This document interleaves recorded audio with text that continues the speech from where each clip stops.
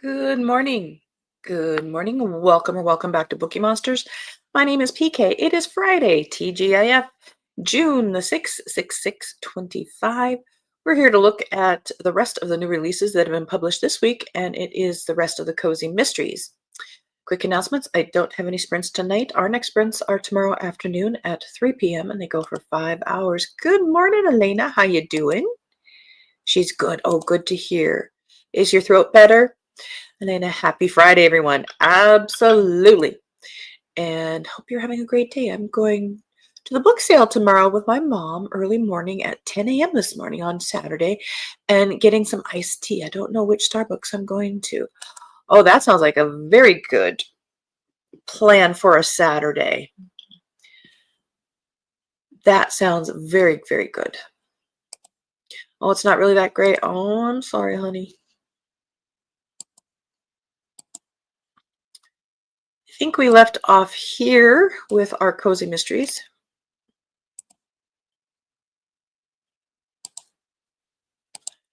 Ghosts and Gowns by Lucinda Race, a dress designer cozy mystery series.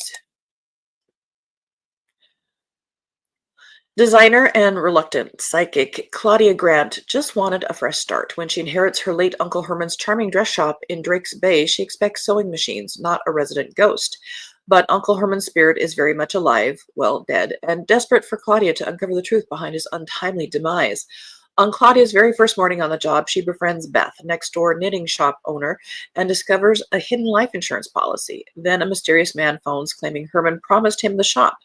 Before Claudia can stitch up the loose ends, she finds herself standing over the man's body with a gun in her hand and the local police breathing down her neck. Now the only person who can prove Claudia's innocence is a ghost.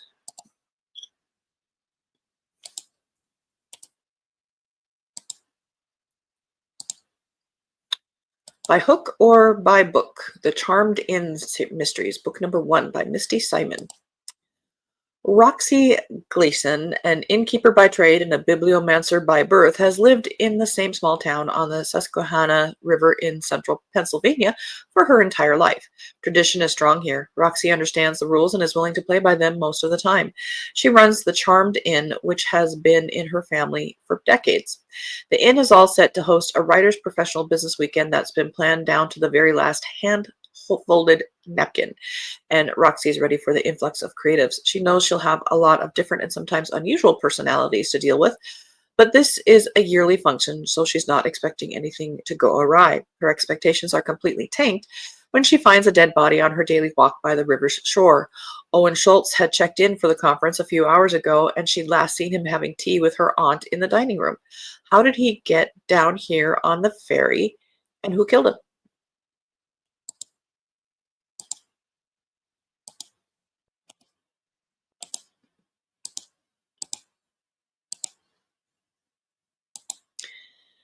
Good morning, Kim. How you doing? Did you get some good sleep last night without any nightmares? Opening night of Murder by the Decades was supposed to be a triumph. Instead, it ends in real tragedy, and Parker Hayes finds herself once again. This is what, ninth? Did I say what book this was? A Blue of Blunders by Simone Steer, ninth in a Cafe Crimes cozy mystery series. Parker Hayes finds herself once again pulled into a mystery with more twists than a pretzel at intermission. First, the cafe's AC gives out. Then her apartment flunks inspection. Now she's crashing with Nellie Pritchett, whose house rules are longer than a Broadway playbill. But when the historic theater is threatened with closure, Parker dives into the investigation, questioning dramatic divas, frazzled crew members, and one suspiciously calm playwright. Because in this production, the drama isn't confined to the stage. Oh, you might not be in theater because there is always drama off stage as well.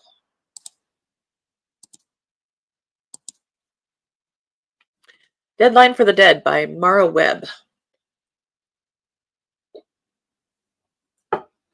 First in Strife After Death series. Being dead isn't all it's cracked up to be, and nobody knows that better than Cora Hart. All it took was one wrong move, and she was on the wrong side of mortality. But a coven of ancient witches offers her a deal she can't refuse: temporary life in exchange for solving a murder, so she finds herself reluctantly breathing again. Cora has been fighting monsters all her life, so finding one bad guy in her hometown of Leap Point should be easy.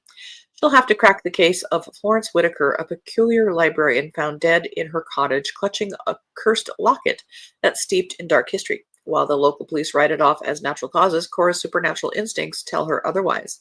For the first time in her life or death, Cora must do the one thing she's always avoided: get to know the locals. Armed with her hunter's instincts and an awkward grasp of being alive again, Cora races to solve Florence's murder before her time runs out. But in a town where everyone has something to hide, the truth might be the deadliest thing of all. Life is temporary, death is forever, unless Cora Hart can change the rules of both.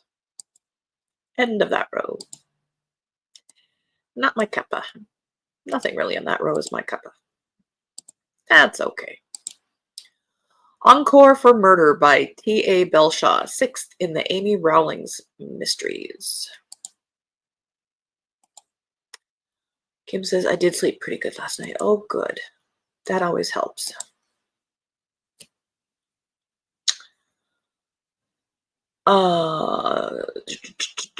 Amateur sleuth Amy Rowlings is pulled into one of her most puzzling cases yet. How can a man be murdered twice? When gang member Lonnie Firth turns up dead again, Amy joins forces with Inspector Bodkin to untangle a web of deception, rival gangs, and dangerous alliances. From the seductive and deadly Bessie Dagger to the scheming Dora Birdie Lark, everyone has something to hide. As secret service and loyalties are tested, Amy must tread carefully because in this case, solving the mystery might just be the most dangerous thing she's ever done. From the cover, it looks Art Deco time period.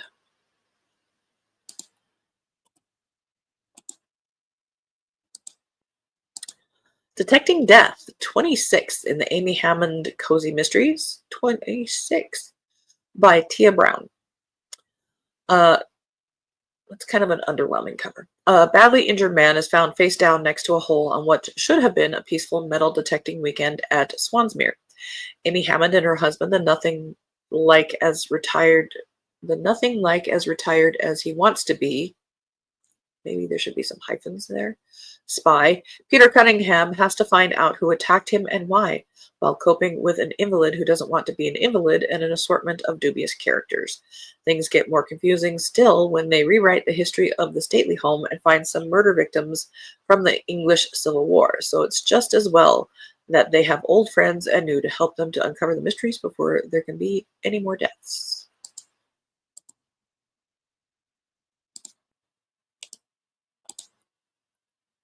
Hops and Homicide by Wendy Meadows, 4th in Cherry's Cozy Capers. Murders on tap, so is trouble. After a messy past and a tragic fire, Cherry Brewster is ready to rebuild her brewery, her peace of mind, and maybe even her future. But just as her small town taproom starts pouring promise again, rival's death at a glamorous beer launch threatens to derail it all. Worse, Cherry's the one who tried to save him, and now she's the prime suspect. Between shady distribution deals, an ex-lover turned felon with unfinished business, and a hidden identity she thought was buried for good, Cherry must tread carefully. In a town where hops aren't the only thing fermenting, secrets are bubbling to the surface, and someone wants Cherry out of the picture for good. Can Cherry clear her name, protect those she loves, and stop the killer before the next body drops?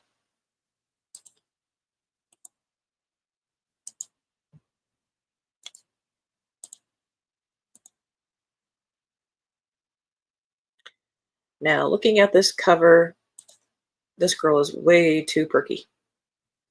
Book number 53. Holy moly. Twice Baked Risky Whiskey Cakes by Addison Moore. St. Patrick's Day is here, and so is a killer. It's March in Honey Hollow, and all month we'll be celebrating St. Patrick's Day. There's a parade to be had, books to read, a convention of redheads called the Redhead Roundup, An Auburn affair. And have I mentioned Lila Nell is turning 2? Speaking of 2, it's time for the twins to make their debut into the world. The twins may not be able to wait to get here, but with a killer on the loose, my thirst for justice can't wait either. My name is Lottie Lemon, and I see dead people. Oh, they'll just add everything in here.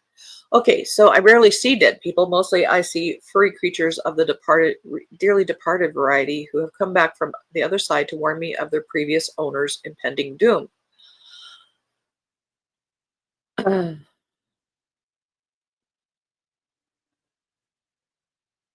As if it weren't enough, Lila Nell's second birthday is on the horizon, and my bakery is buried in orders for every sweet treat imaginable. Between celebrating, baking, and dodging danger, it looks like March is about to test my limits in more ways than one. End of that row.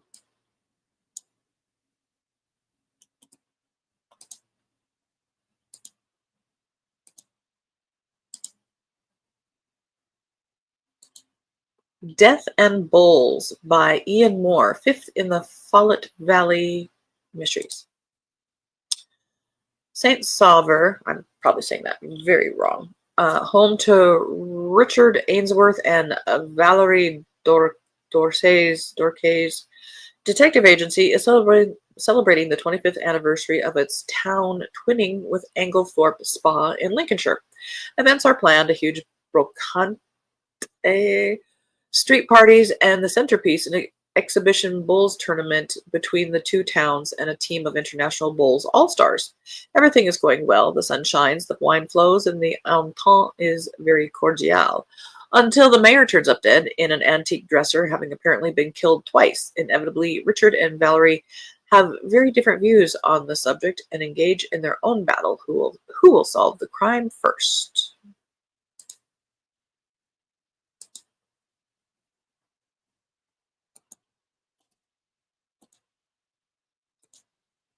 Death in the City, book number 8 in the Mrs. Mortimer Mysteries by Elizabeth Oakey.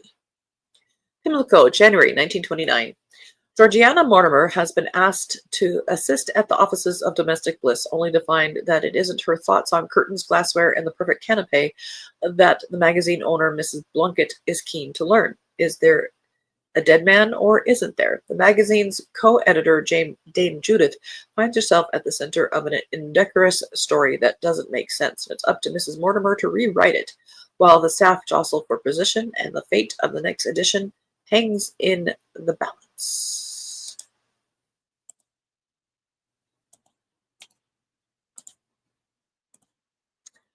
Poppy Plays Fair by Lee Russell, fifth in the Poppy Mystery Series. The fair is in town in Ashton Mead, and everyone is keen to join in the fun. That is until a young woman falls from the Ferris wheel, and all fingers point to Emily's new friend, Dana. With her outsider status, mysterious past, and penchant for stretching the truth, how else could it be? Who else could it be? As the villagers grow increasingly suspicious of the fairground people and tensions start to bubble, Emily vows to clear Dana's name and protect her friend, much to the dismay of those closest to her. But can Emily and her dog Poppy find the real culprit before the town erupts? Or will Emily risk her life for nothing?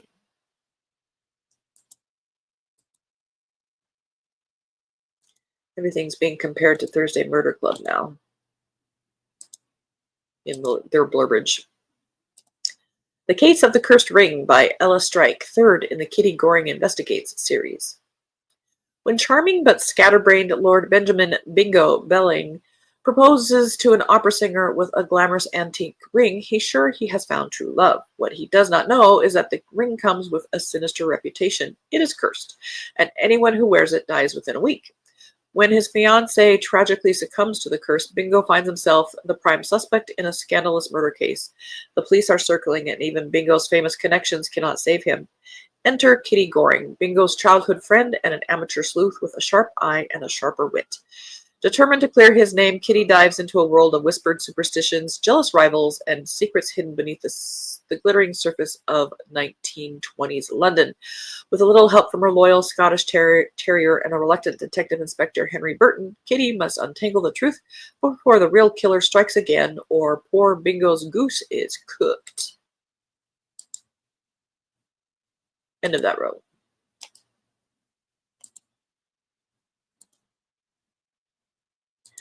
Triple Scoop of Mystery by Kathleen Suzette, 15th in a Cookies Creamery Mysteries. Hi, Mary. Surgery is this afternoon. He's supposed to check in at 12:15. She was asking about Steve's surgery on his hand. And of course, last night something went pop and he says it feels better, but don't know what we're going to do. You know, it's like when you have a haircut scheduled, you know, something really dramatically different, and that day before it just looks perfect, and you go, really, should I? Maddie and Noah are finally getting married, and Lilac Bay's beautiful beach is the perfect place for their long-awaited I do. With family flying in, Chloe on maid of honor duty, and everything mostly under control, it's shaping up to be the kind of wedding every bride dreams of. That is, until the owner of the beachfront venue turns up dead. Suddenly, Maddie and Noah have more to worry about than flower arrangements and guest lists. As the local police force's lead detective, Noah is pulled into the investigation on what was supposed to be his honeymoon week, and Maddie and Chloe can't help but do some sleuthing of their own. With the venue shut down, a growing list of suspects, and secrets surfacing faster than seaweed at low tide, it's going to take more than love to get this wedding back on track. Can they solve the case before someone objects permanently? On the brighter side, Mary, we might have found a new service manager.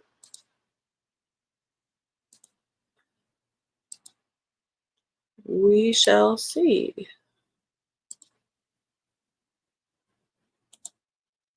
And then it says, see you tomorrow afternoon. Okay, baby, you have a good day. Thank you. You too. You have a great weekend. You're going to have some fun at the bookstore, doing some shopping. The Rose Apple Tree Mystery by Ovidia Yu, 9th in the Su Lin series. Singapore, 1947. Newlyweds Su Lin and Le Froy are in the Cameron Highlands, an idyllic pocket of countryside on the tropical Malay Peninsula. But this is no honeymoon. Lefroy, I'm just going to say Lefroy, it could be something different, is on a protection assignment for powerful businessman Max Moreno and his wife Alfreda, whose associates have been brutally murdered. But the hideaway cannot protect the Morenos from vicious threats and ghostly sightings. And when Alfreda vanishes with a stash of precious emeralds, Su Lin and Lefroy fear the worst. The only clue to Alfreda's disappearance is rotting fruit from a rose apple tree piled outside her lodge. When monsoon floods make escape from the highlands impossible, Su Lin is determined to find Alfreda with time to spare to get to know her new husband. But when Max's body is discovered surrounded by rose apples, passion turns to policing. Su Lin and Lefroy must work together to try to prevent further deaths, including their own.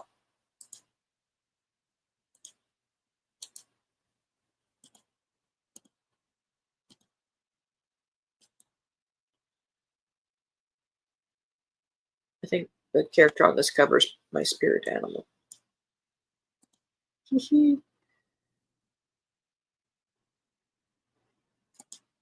Kim says, that would be great. No kidding. Absolutely. Elena, yes, my birthday will be coming soon. Is it? I think I remember it sometime in the summer, isn't it? My birthday will be coming soon. All right. Mary says, maybe that pop will make the surgery go quickly and make it even easier to heal. That's, it's always hopeful. Thank you. Kim, I really need to stop favoriting books on Hoopla. But you're favoriting them. You're not buying them yet. No One to Truffle With by Lynn Joseph. Noelle Knight is still reeling from solving her first murder and uncovering the secrets her Aunt Clara left behind. Rare bottles of Cuban wine, coded symbols, and whispers of pirate treasure hidden beneath Mermaid Bay. She thought things might finally settle down. She was wrong. When a world-famous chocolatier dies during a truffle tasting at the Grape Escape, poisoned mid-bite, Noelle is once again at the center of a scandal, but this wasn't just any murder. The victim left behind a cryptic note, a missing recipe, and one truffle laced with more than dark chocolate. As clues point back to Clara's cellar and the legendary San Cristobal wine, Noelle realizes this death is no coincidence. Someone in town is still chasing the treasure and willing to kill for it. Dun dun dun. And we're kind of running out of time. Double trouble for Cassie Clinton, second in the Serenity Suite's cozy mysteries. Living and working in Patterson's newest retirement community was always going to present a lot of challenges. I just never expected the residents themselves to be the most difficult thing to deal with.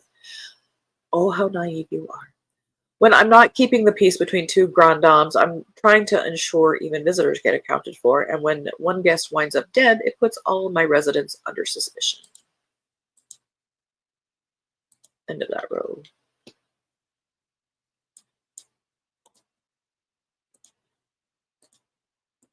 Festivals and Fatalities, Whispering Lake Book Number 4 by Misty Spellman. Introverted history buff and reluctant event organizer Cami thought she could finally retreat to her lakeside reading nook after helping to organize her small town's summer festival. But when a woman turns up far from the archery range with an arrow in her chest and her assistant begs her for help, Cami's plans for peace vanish like funnel cakes in July.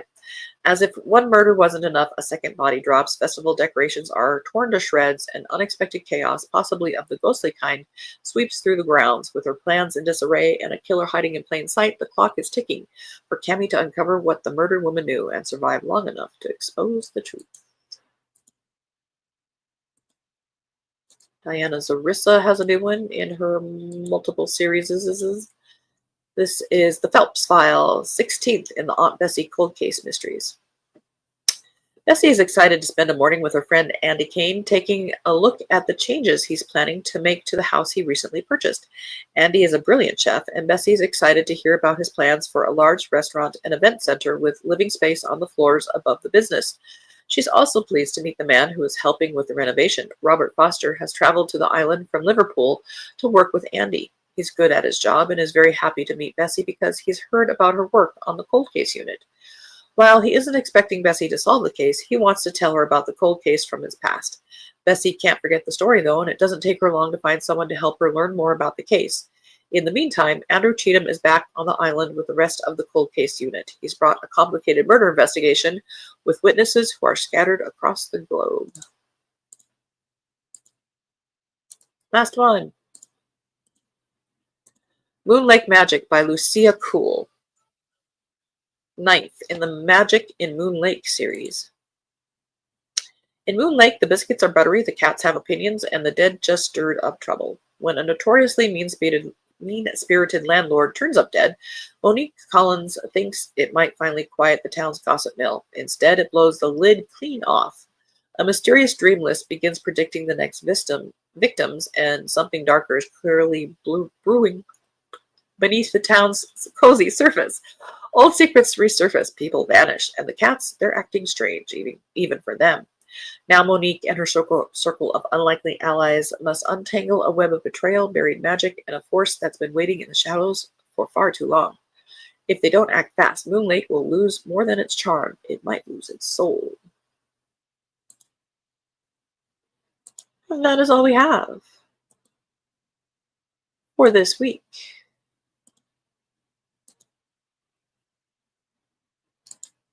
Mary says, hope everyone has a great weekend going to a Black Bear Festival that features information on Virginia wildlife. No bears attend. Oh, that's on Saturday. Oh, so cool. Mary, thanks so much. Hope all goes well today for you and Steve and that you both can get some rest. I hope so too, but thank you very, very much. Hope Kim and Elena also have a great weekend. Well, back at you. Have a good time.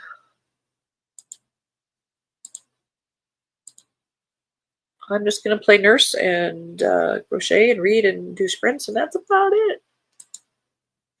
Kim says, have a great weekend, y'all. Back at you, baby. All right. Thank you. Everybody have a good Friday. Have a very safe and happy weekend. Reminder, I don't have any sprints tonight. They are tomorrow afternoon, starting at 3 p.m. Eastern. Go for 5 hours. Please be safe. You guys are in my heart. Read good books. And as the banner says, don't be a bookworm, be a bookie monster. Nom nom nom. Have a good day. God bless.